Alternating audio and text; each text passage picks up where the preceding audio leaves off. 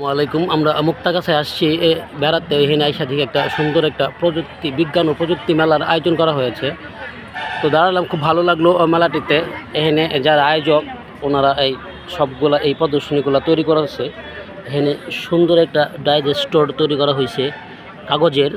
এখানে বিদ্যালয় এঁকে তোলা হয়েছে কাগজের। এগুলো সব কাগজ দিয়ে তৈরি করা হয়েছে প্রযুক্তির সাথে। সোলার পাম্প, এখানে পোলট্রি ফার্ম, এখানে হচ্ছে ডাস্টবিন। এটা এখানে একটা সুন্দর একটা ক্যাচের পাশাপাশি এখানে একটা দ্বিতীয় স্থানে পুরস্কার। এটা এখানে হচ্ছে পার্শ্বশীল বর্জ্য। মানে অনেকগুলা তৈরি করা হয়েছে। আসলে এগুলো কাগজ দিয়ে তৈরি করা হয়েছে।